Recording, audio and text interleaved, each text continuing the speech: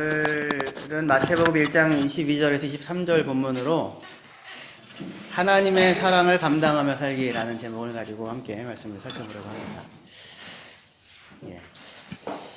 22절, 23절 본문 다시 한번 같이 읽겠습니다. 글씨 읽을 줄 아는 분들, 사람들 다 앞에 똑바로 보고 큰 목소리를 읽어주세요. 시작. 이 모든 일이 된 것은 주께서 선지자로 하신 말씀을 이루려 하시니 이르시되 보라 처녀가 잉태하여 아들을 낳을 것이요 그의 이름은 임마누엘이라 하리라 하셨으니 이를 번역한즉 하나님이 우리와 함께 계시다 함이라.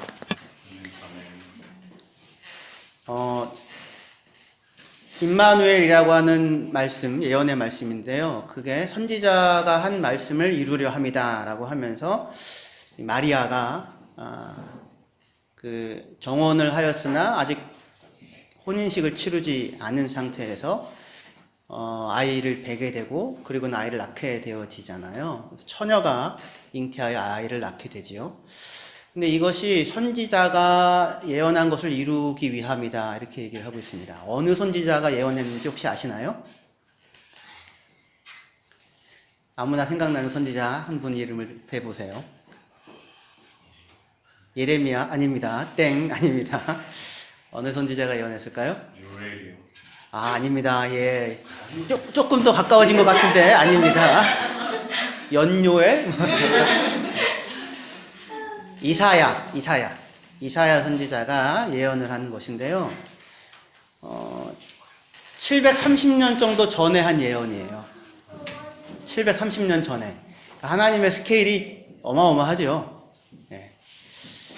사실 하나님의 스케일이 너무 커서 버겁습니다.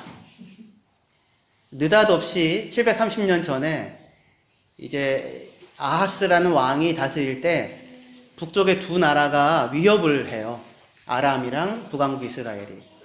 그러면은 이 두 나라를 조금 막아준다거나 보호해준다 이렇게 하면 좋잖아요. 그런데 물론 보호해준다고 얘기를 하시긴 하세요. 그러면서 느닷없이 730년 후에 되어질 일, 처녀가 잉태하여 아들을 낳으리니 이름이 임마누엘이다. 이것이 표징이다 이렇게 해주신단 말입니다. 그러니까 하나님의 스케일이 남다르시다. 그래서 사실 우리는 조금 힘들다. 오늘 메시지는 이 내용입니다. 하나님과 소통하기. 어떻게 부모님이랑 자녀들 사이에 소통이 잘 되십니까? 부모님과 자녀 사이뿐만 아니라 하여튼 소통이 힘들어요. 어제 저희가 마이낙치막에 나갔었거든요. 근데 이제 포미스를 먹고 싶은 쪽과 문첸? 이렇게 있죠? 그걸 먹고 싶은 쪽이 서로 이렇게 나눠가지고 이제 살려고 줄을 섰습니다. 그런데 생각해보니까 제가 돈을 다 갖고 있는 것 같은 거예요. 그래가지고 유나한테 동전을 이렇게 줘가지고 엄마한테 갖다 주라고. 혹시 없을지도 모르니까. 그랬더니 유나가 좀 이따 다시 저한테 돌아왔어요. 아빠, 오이로 샤인 없대. 무슨 얘기야 도대체. 이게 도대체 무슨 얘기인가. 그래서 가가지고 무조건 줘. 엄마가 아마 돈 없을 것 같으니까 가서 줘. 유나가 드디어 알아들은 것 같아요. 그래서 주고 왔냐고 했더니 주고는 왔대요. 근데 가서도 여러 일이 있었나 봐요. 제대로 못 알아듣고는 가서 나중에 얘기 들어보니까 유나는 동전으로 갖고 가서 오이로 샤인으로 바꿔오라는 얘기로 알아들었나 봐요. 그래가지고 한참 하여튼 그거 무슨 일이 있었는지 알기가 되게 힘들었습니다. 저는 결국에는 사서 잘 먹었어요. 사서 먹은 건 잘했는데 그것 때문에 뭐 싸우기도 하고 혼나기도 하고 막 이랬거든요. 별거 아닌 얘기잖아요, 사실은. 아빠는 이제 혹시 내가 돈 다 갖고 있는 것 같아가지고 동전 주면서 가서 엄마한테 주라고 했더니 왔다 갔다 하면서 싸우고 혼나고 그런 일이 생겼어요. 하지만 잘 먹었더라. 결국은 그거죠. 별것 아닌 작은 얘기인데도 소통이 되게 어렵더라고요.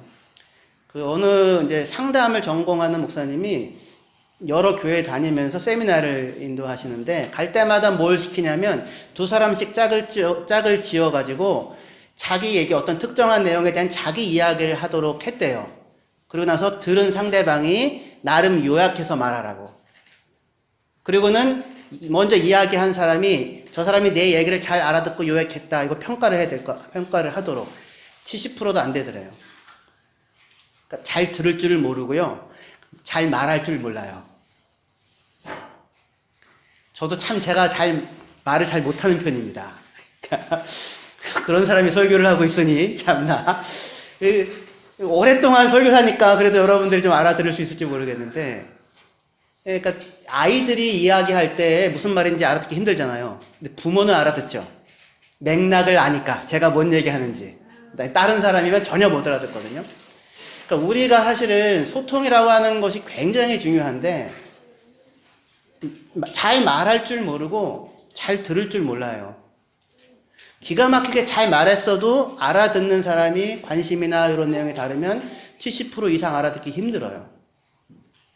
그래서 꼭 기록을 남겨야 돼요. 이렇게 사실은. 안 그러면 서로 들은 내용이 다 다르거든요. 그것 때문에 오해가 되고 그것 때문에 싸움이 나기도 하고 그것 때문에 속상하기도 하고 그것 때문에 관계가 어려워지기도 하잖아요. 하나님과 우리와의 소통도 생각보다 되게 어려워요. 하나님은 느닷없이 730년 후의 일을 얘기를 하면서 내가 너와 함께 하겠다. 처녀가 잉태하 아들을 낳으리니 이름을 임마누엘이라 하리라. 이런 식으로 얘기를 하신다고요. 이때 이제 아하스 왕에게 이스라엘 세력이 강한데 두려워하지 마라 라고 얘기하면서 65년 내에 망할 것이다. 이렇게 얘기를 해줘요. 하나님이. 몇 년 안에? 65년. 65년 뒤에도 살아 계시겠습니까? 우리 살아계실 후보자들이 여기 있어요. 제 말 잘 못 알아듣는 아이들. 근데 대부분의 경우 제 말 잘 알아듣는 분들은 65년 후에 기약을 하기 힘들 겁니다. 실제로는 그런데 아하스 왕 때 734년 정도인데 13년 뒤에 이스라엘이 망해요. 그러면 13년 뒤에 망한다고 얘기하면 훨씬 마음이 편하잖아요. 근데 65년 내에 망한다고 이런 얘기를 이렇게 하신단 말입니다. 하나님 스케일이 너무 크셔가지고.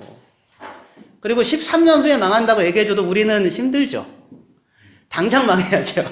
당장. 근데 하나님은 그런데 구체적으로, 그러니까 우리가 원하는 방식으로 소통하기보다는 내가 너와 함께 한다. 이거가 더 중요하다.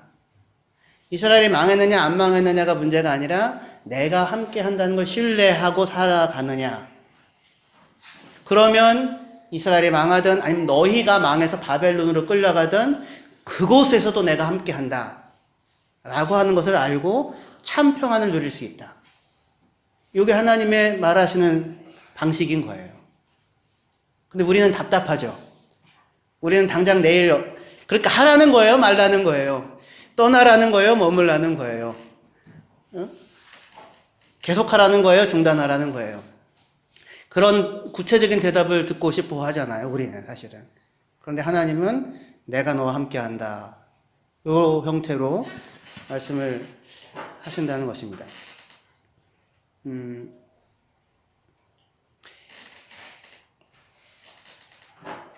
아무도 그때 메시아가 올 것 같다고 생각하지 않은 그때에 예수님께서 나사렛 촌동네에 사는 한 이제 가정이죠. 그 가정의 뱃속에 들어오셔가지고요, 이제 태어나려고 하는데 베들레헴까지 가시게 되잖아요. 호적하라고 해가지고.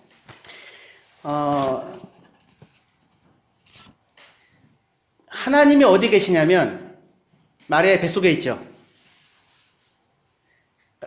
하나님이 너와 우리와 함께 한다. 그렇게 얘기를 하시는데 가이사가 명령을 내려서 호적하라고 명령하니까 다 움직여 가잖아요.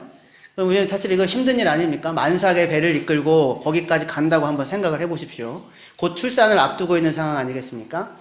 그러면 하나님이 사실은 그냥 막아주면 좋겠는데, 아니면 거기 가기 전에 무슨 나사렛에서 나와도 좋겠고, 그런데 하나님께서 행하시는 방식은 이거 아니에요. 베들레헴 맞긴 한데요, 바벨 너무 일찍 나왔어요. 조금 앞서가셨습니다. 소통이 잘 안 되고 있습니다. 그러니까 이제 이런 소통의 방식, 우리는 조금 더 편안하고 조금 더 어려움을 안 겪고 살아가면 좋겠다 생각하잖아요, 그렇죠? 근데 하나님은 우리가 함께 한다라고 하는 것이 궁극적인 대답으로 얘기를 해주셔요. 그래서 만삭의 몸을 이끌고 베들레헴까지 가는 여정을 간다고요. 그런데 그때 하나님이 어디 계시냐면 말의 뱃속에 있죠. 하나님이 함께 하시죠. 그 모든 수고로움을 같이 겪어내시죠. 이게 하나님이 우리에게 전해주시는 그런 그 약속, 그런 말씀의 방식인 겁니다. 하나님이 우리와 함께 한다. 하나님이 우리와 함께 한다라고 하는 것이 여러분들에게 소망이 되십니까? 아멘. 예.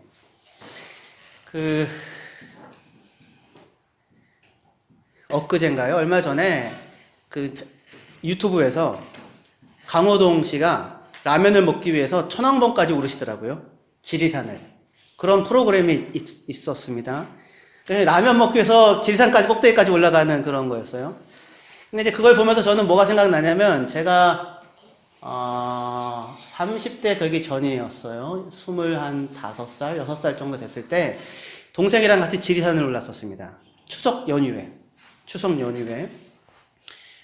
동생이랑 저랑 아는 형이랑 셋이서 지리산에서 3박을 했어요.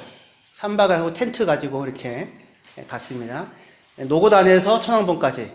처음에 올라가자마자 노고단에서 자고, 그 다음에 중간에 자고, 또 중간에 자고 해가지고. 근데 저한테는 평생에 잊을 수 없는 기억이었어요. 와, 그 기억을, 그런 경험을 제가 할 수 있었다는 것이 일생에 참 감사한 일이었어요. 누구 덕분에 하게 되냐면 제 동생 덕분에 하게 됐어요. 제 동생은 산을 좋아해요. 혼자서 한라산부터 백두산 못 올라가고 남쪽에 있는 산이란 거의 다 다녔어요. 산에 가면 이렇게 손수건, 지도가 그려져 있는 손수건 같은 게 있거든요. 그걸로 이렇게 다 펴면 이불 호청을 만들 만큼의 산을 타고 돌아다니는 사람이었어요. 셋이서 갔습니다. 근데 제가 이제 그 천왕봉을 오르는, 라면 끓여 먹기 위해서 천왕봉을 오르는 걸 언뜻 보면서 그 장면이 생각났는데, 무슨 얘기를 하려고 하는 거냐면, 그때 저는 셋이 같이 있었기 때문에 그 험한 길을 갔어요. 쉽지 않은 길이었어요. 근데 되게 좋았고요. 거기 그때 갔다고 하는 그 경험을 하게 됐던 게 일생의 큰 축복이라고 생각을 하고 있어요. 근데 만약에 저보고 혼자 거기 가라고 하면 저는 못 가요. 왜냐하면 무서워요. 혼자 깜깜한데 텐트 하나 짊어지고 간다고 생각을 해보십시오. 제 동생은 많이 다녔습니다. 근데 저는 저보고 하라고 하면 저는 절대로 못할 것 같습니다. 근데 셋이 같이 있으니까 그 험한 그 바람, 비바람, 그 깜깜한 속에서도 같이 있을만 하더라고요. 누구와 함께 걸어가는 길이 인생길이냐 이거죠. 하나님이 우리와 함께 하십니다. 오늘 우리의 삶 가운데. 이 사실을 마음속에 분명히 간직하셨으면 좋겠습니다. 첫 번째 제가 나누고 싶은 얘기고요. 두 번째로 23절 다시 한번 같이 읽어볼까요? 예, 시작. 보라, 천하가 잉태하여 아들을 낳을 것이요 그의 이름은 임마누엘이라 하리라 하셨으니 이를 번역한즉 하나님이 우리와 함께 계시다 하라. 잠깐만요. 아까 그 지도 있죠? 예. 아까 보여주셨으니까 제가 그거는 얘기를 해야죠. 이거 뭐냐면 동방박사가 온 길이에요. 120일 걸린대요. 120일. 1500km. 저는 이거 죽었다 해도 이 길 못 옵니다. 와가지고 무슨 반대급부를 얻은 게 아무것도 없잖아요. 왕이 돼서 돌아간 것도 아니고 금덩어리 갖고 간 것도 아니고. 근데 이 길을 걸어요. 사막을. 눌러주세요. 수동이 잘 안 되고 있어요. 이 사막을 가야 되기 때문에 훨씬 오래 걸린대요. 그래서 120일 걸린다는 겁니다. 미친 짓 아닙니까? 라면 끓여 먹기 위해서 천왕봉 올라가는 사람이나 예수님 만나서 경배하러 120일 오는 사람들이나. 근데 이 사람들 마음 안에는 메시아를 만나고자 하는 그런 마음이 있어요. 그리고는 별을 보고 기뻐하죠. 이런 삶을 살아갈 수 있는 사람들이 우리였으면 좋겠어요. 근데 아마 혼자였다면 절대 못 갔을 거예요. 동방박사가 셋이었다, 넷이었다, 뭐 이런 전설 같은 얘기가 있는데, 그냥 우리 익숙하게 셋이라고 합시다. 황금과 유향과 몰락이니까. 셋이면 걸어갈 수 있습니다. 우리들도요. 그죠? 우리 가운데 하나님이 구하십니다. 다시, 예. 처녀가 잉태하여 아들을 낳을 것이요. 그 이름을 임마누엘이라 하리라. 요 얘기할게요. 누가 잉태하여 아이를 낳습니까? 처녀가요. 이거 이상한 일이에요? 아니면 자연스러운 일이에요? 이상한 일이죠. 이게 지금 복음이잖아요. 우리한테는 복음이지 않습니까? 그런데 샤로나, 네가 잉태하여 아이를 낳을 거야. 그 이름을 예수라고 해. 너는 하나님께 축복받은 딸이야. 기뻐하여라, 즐거워하여라, 평안하여라, 샤론아. 이런 얘기를 들었다고 쳐봐요. 가브리엘 천사를 통하여. 샤론이 어떨 것 같아요? 마음이? 샤론이가 그날 밤 와가지고 석찬이쌤이랑 박찬이쌤한테 말해요. 아빠, 엄마, 내가 잉태를 했대. 아이를 낳을 거래. 농담으로 생각했겠죠? 시간이 지나니까 자꾸 배가 불러와요. 성령에 의하여 잉태를 했대, 엄마. 진짜야. 부모님이 마음이 굉장히 고통스러울 거예요. 예나로 보내는 것이 아니었는데, 이런. 이 사건이에요, 사건. 무시무시한 일이에요. 한 사람의, 한 처녀의, 한 어린 여자의 인생을 엄청난 위기 가운데로 몰아넣는 말이에요. 그게 우리가 당사자가 아니니까 할렐루야 하죠. 그죠? 할렐루야, 주께서 구원자를 보내셨습니다. 근데 하필이면 나한테 내 인생 가운데 찾아오셨어요. 그 애를 낳겠대요. 처녀가 잉태하여. 그러면 이거는 당장 그 정혼한 여자잖아요. 그러면 파혼당할 위기이죠. 설명을 물론 할 수 있겠죠. 성령이 된 겁니다. 근데 그걸 누가 믿겠습니까? 그래서 요셉도 어떻게 해요? 그 여자가 임신했다는 사실이 드러났다는 얘기는 점점 배가 불러온다는 거 아니에요? 요셉이 어떻게 하려고 합니까? 가만히 끊어버리려고 합니다. 파혼이죠. 그러니까 인생을 위기로 몰아넣는 찾아움이에요.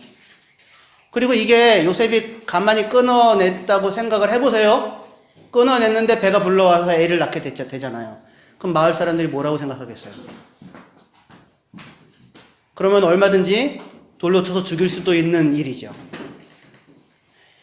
하나님의 찾아오심이, 하나님의 우리와의 소통 방식이 분명히 기뻐하고 즐거워하라고 하는 복된 일이긴 한데, 그런데 우리의 삶을 위기 가운데로 몰아넣는 일이기도 한 찾아옴이었다는 겁니다. 우리는 그냥 기뻐하고 즐거워하라 이렇게 생각하지만 그게 내일이라면 완전히 다를 수 있을 거예요.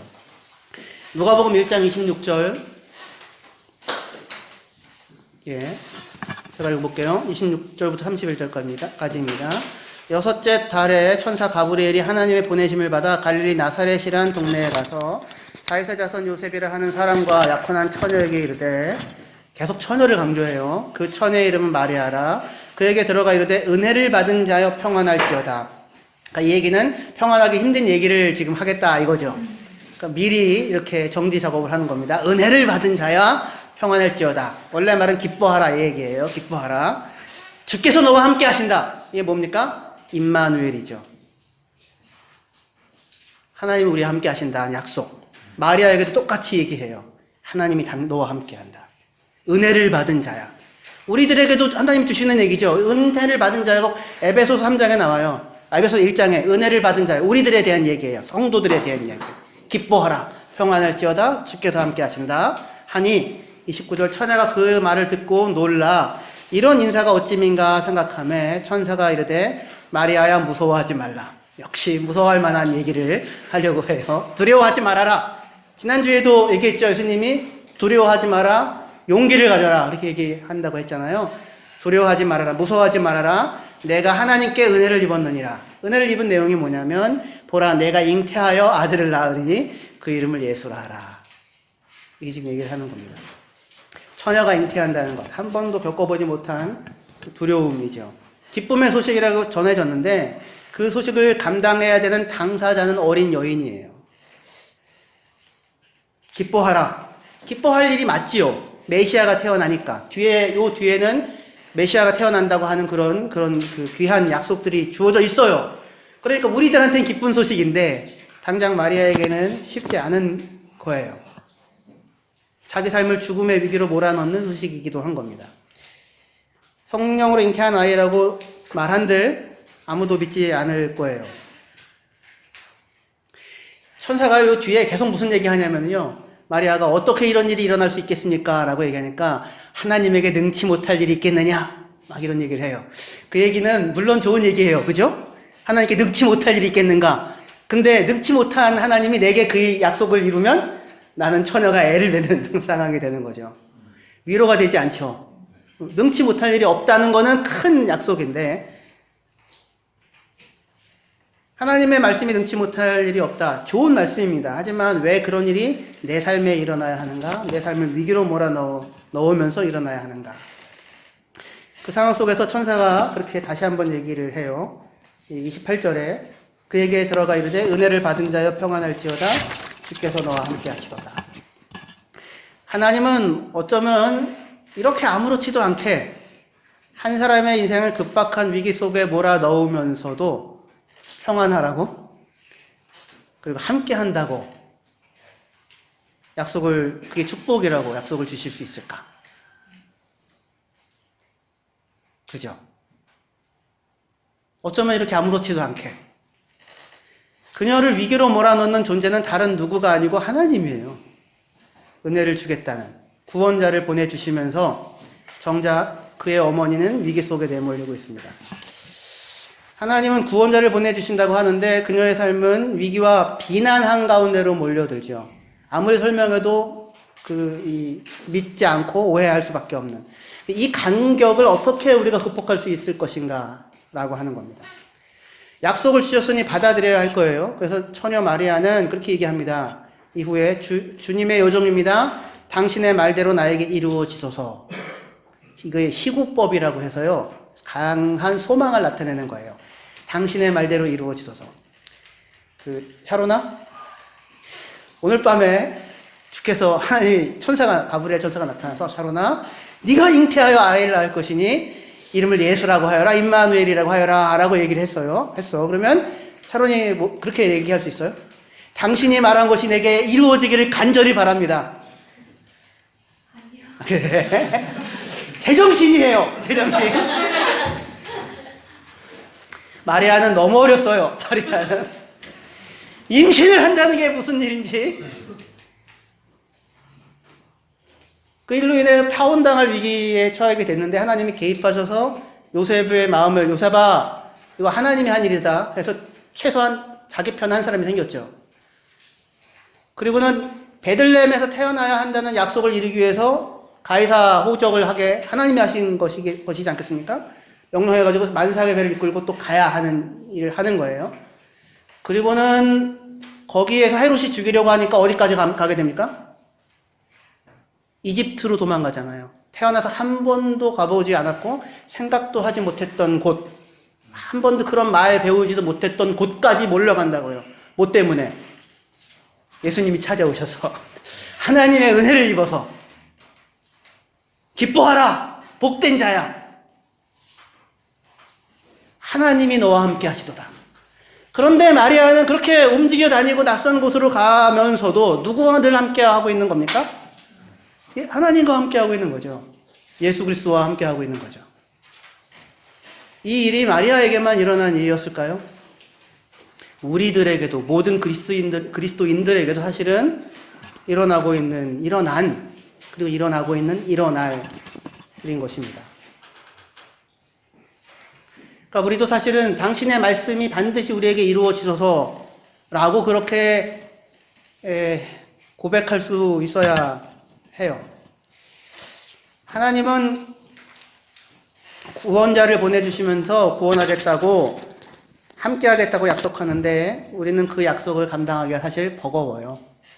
버겁습니다. 약혼자였던 요셉은 발을 조용히 빼려고 했다고 했잖아요. 발을 조용히 빼려고 합니다. 이 얘기는 뭡니까? 원래는 드러내놓고 그녀를 수치스럽게 해도 돼요. 그러면은 지탄을 받아서 죽임을 당할 수 있겠죠.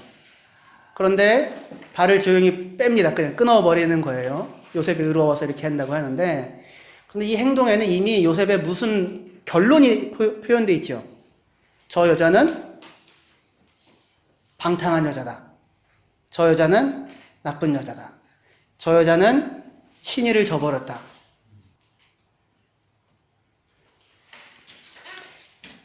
요셉은 자기 손에 피를 묻히고 싶지 않았습니다. 그리고는 조용히 관계를 끊어버리려고 했어요. 우리도 이런 판단들이 너무 빨라요. 나중에 알고 보니 다 사정이 있고 뒷이야기가 있어요. 근데 우리도 요셉처럼 판단을 너무 빨리 하는 경우들도 많이 있을 거예요.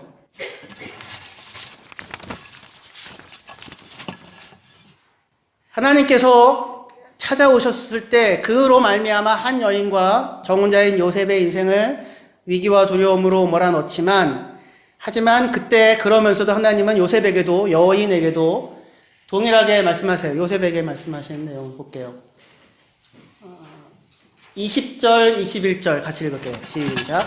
이 일을 생각할 때 주의 사자가 형통하여 이르되 다윗의 자손 요셉아 내 안에 무서워하지 말라. 그에게 잉태된 자는 성령으로 된 것이라. 아들을 낳으리니 이름을 예수라 하라. 이는 그가 자기 백성을 그들의 죄에서 구원할 자신이니라. 똑같이 얘기해요. 그죠? 가만히 끊고자 했더니 찾아오셔서 무서워하지 말아라. 똑같이 얘기해요. 그죠? 두려워하지 말아라. 무서워하지 말아라. 성령으로 된 것이다. 예수라고 해라. 자기 백성을 그의 죄에서 구원할 것이다. 그러니까 우리에게 찾아오셔서 어떻게 보면 위험 가운데 몰아넣으시면서도 하나님이 여전히 우리에게 하시는 말은 뭐냐면 두려워하지 마라. 기뻐해라. 안심해라. 하나님이 너와 함께한다. 임마누엘. 이렇게 말씀하고 있는 것입니다. 이 땅에서 예수를 믿고 살아가는 삶은 약속과 동시에 어쩌면 위험을 품고 살아가는 삶입니다. 나로 인해서가 아니라 하나님의 찾아오심 때문에 발생되어지는 어려움이에요. 나는 평범한 사람인데 하나님의 은혜를 입은 자여 기뻐하라 라고 하면서 내가 감당할 수 없는 일들을 진행해 가고 계세요. 우리는 아직 어린 처녀 정도의 사람일 수 있고요. 우리는 요셉처럼 부정을 범했을 수도 있는 여인을 아내로 맞아야 하는 그런 모호한 상황 가운데 있는 아직 그런 요셉 같은 처지에 있을 수도 있어요. 말씀을 믿고 그를 아내로 맞는다고 해도 결혼식을 치르기도 전에 배가 불러오는 여인을 아내로 맞아야 하잖아요. 요셉이. 마을 사람들의 수군거림과 뒷담화는 결혼 선물이 될 거예요. 그러니까 요셉과 마리아가 이 사실을 이제 약속을 믿고 걸어가야 하는데 약속을 믿는다고 해도 쉽지만은 않다 이 얘기입니다. 그죠? 그러니까 요셉도 믿었고 마리아도 믿었지만 결혼식도 하기 전에 배가 불러오잖아요. 그죠? 그러면은 수근수근 거리는 이야기들 있지 않겠습니까? 그러면 그 얘기를 감당을 해야 한다고요. 그쵸? 누구 때문에? 하나님 때문에, 하나님의 찾아오심 때문에, 하나님이 계획한 일들 때문에. 하나님의 은총을 입은 자여 기뻐하라. 두려워 말라 안심하라 평안하라 하면서 동시에 이 두 사람의 삶을 뒤흔들고 들어오시고 때로는 우리의 삶을 뒤흔들고 들어오십니다. 하지만 분명한 약속이 있는데 임마누엘, 하나님이 우리와 함께 하신다라는 것입니다. 저는 사실 이런 하나님의 소통 방식이, 이야기하는 방식이 버겁습니다. 730년 전에 오늘 내 현실적 문제와 아무 상관없어 보이는 임마누엘 약속을 주시는 하나님의 약속도 버겁습니다. 우리는 또는 저도 매일매일 내 지혜로 해결하기 어려운 문제들로 씨름합니다. 이게 맞는지 저게 맞는지, 이렇게 해야 되는지 저렇게 해야 하는지 그때마다 속 시원한 대답을 주셨으면 좋겠습니다. 내 구체적인 현실적인 문제들과 어려움들을 속 시원하게 대답을 해주고 해결해 주시는 방식으로 내게 이야기하시면 좋겠습니다. 그런데 65년 뒤에는 망할 것이다 이런 식으로 얘기하시거나 730년 뒤에 일어날 일들에 대하여 임마누엘이라고 얘기를 하십니다. 또는 은혜를 받은 자여 기뻐하고 즐거워하라고 하시면서 함께 하겠다는 약속을 주시는데 동시에 내 삶을 그로 말미암아 어려움과 겪지 않아도 되는 고통 가운데 밀어넣기도 하십니다. 이런 형태로 일을 하시는 하나님이 버겁습니다. 하지만 우리가 하나님에게 맞춰야 되는 게 아니라 우리가 하나님께 맞춰야죠. 하나님이 우리에게 맞춰야 되는 게 아니라 속마음이 나오네요. 속마음이, 본심이. 우리에게 좀 제발 맞춰달라고, 이게 우리의 마음이잖아요. 근데 하나님 되게 완고하십니다. 내가 함께 한다 라고 하는 것을 믿고 걸어가라고. 여전히 그렇게 얘기하십니다. 왜냐하면 그게 구원이니까요. 그 이상의 다른 구원이 있을 수가 없으니까요.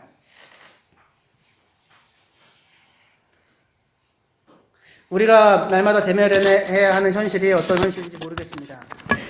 예수 믿는 자이기 때문에 이러지도 저러지도 못하는 모습으로 어중뛰게 사는 우리들인지 모르겠습니다. 예수 안 믿었으면 하고 싶은 대로 다 했을 텐데 예수 믿었다는 이유만으로 이러지도 저러지도 못하고 그렇다고 안 하는 것도 아니면서 할 거는 다 하면서 마음은 괴롭고 답답한,